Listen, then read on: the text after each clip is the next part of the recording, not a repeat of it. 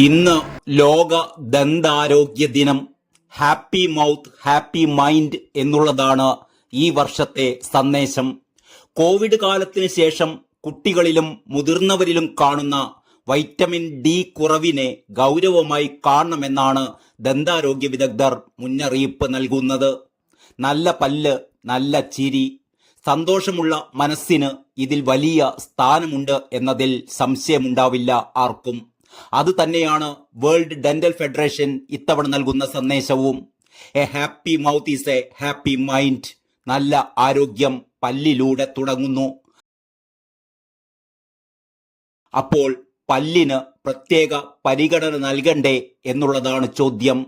വേണം എന്ന് തന്നെയാകും ഉത്തരമെന്നതിൽ ആർക്കും സംശയം കാണില്ല. കോവിഡ് കാലത്തിന് ശേഷം കുട്ടികളിലും മുതിർന്നവരിലും വൈറ്റമിൻ ഡി കുറവ് വലിയ തോതിൽ റിപ്പോർട്ട് ചെയ്യുന്നു എന്നാണ് ഡെന്റൽ അസോസിയേഷൻ കണക്കുകൾ സൂചിപ്പിക്കുന്നത്. ഇത് ഗൗരവമായി കാണണമെന്നുള്ളതാണ് മുന്നറിയിപ്പ്. ഓറൽ ക്യാൻസർ അടക്കം ഒഴിവാക്കാൻ തുടക്കത്തിലേയുള്ള ശ്രദ്ധ അനിവാര്യമാണ്. നന്നായി ചിരിക്കാൻ, ഉള്ളു തുറന്ന് സന്തോഷിക്കാൻ പല്ലിനെ കാര്യമായി തന്നെ ശ്രദ്ധിച്ചോളൂ.